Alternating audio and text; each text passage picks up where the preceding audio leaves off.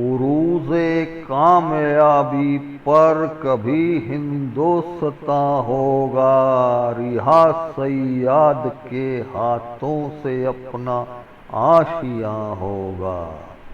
चखाएंगे मज़ा बर्बाद ये गुलशन का गुलची को, बहार आ जाएगी उस दम जब अपना बागबां होगा।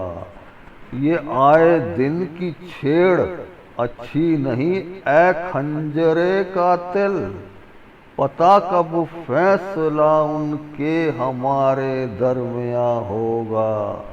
जुदा मत हो मेरे पहलू से ए दर्दे वतन हरगिज, न जाने बाद मुर्दन मैं कहाँ और तू कहाँ होगा।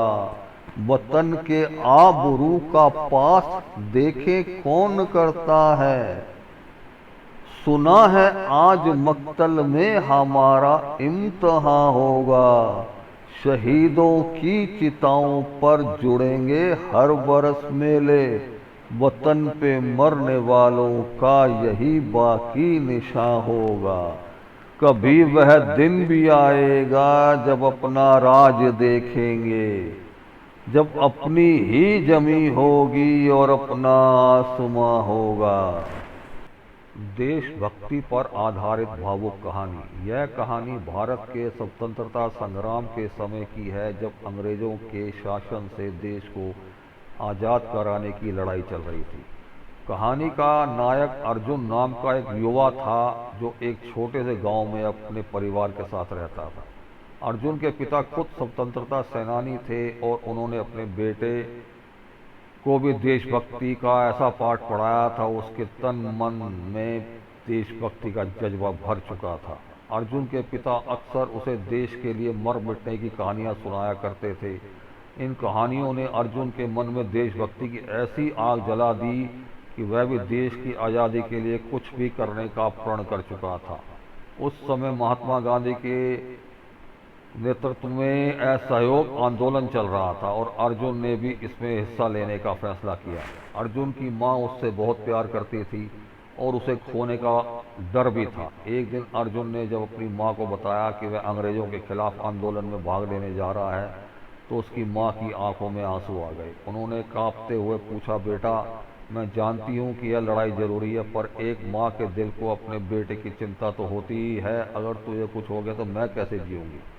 अर्जुन ने अपनी माँ के हाथ थामे और कहा, माँ, मुझे भी आपकी चिंता है, लेकिन अगर हम सब अपने डर के कारण चुप बैठेंगे तो हमारा देश हमेशा गुलाम रहेगा।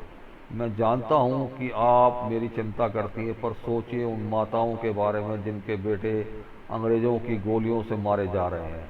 मैं अपने देश के लिए कुछ कर पाऊँ, यही मेरी सबसे बड़ी चाहत है। यह सुनकर माँ के आंसू थम गए, लेकिन उसका दिल दर्द से भरा हुआ था। आखिरकार उसने अपने बेटे को आशीर्वाद दिया और कहा, जा बेटा, देश की सेवा कर, मैं तुझे रोकूंगी नहीं, पर यह वादा कर कि तुझे कुछ भी हो तो तेरा बलिदान व्यर्थ नहीं जाएगा। अर्जुन ने माँ से विदा ली और स्वतंत्रता संग्राम में कूद पड़ा। वह पूरे जोश और जुनून के साथ अंग्रेजों के खिलाफ संघर्ष में शामिल हो गया। एक दिन अंग्रेजी सैनिकों के साथ मुठभेड़ के दौरान अर्जुन घायल हो गया। उसे गंभीर चोटें आई और उसे अस्पताल ले जाया गया। अस्पताल के बिस्तर पर लेटे हुए अर्जुन की हालत बहुत नाजुक थी।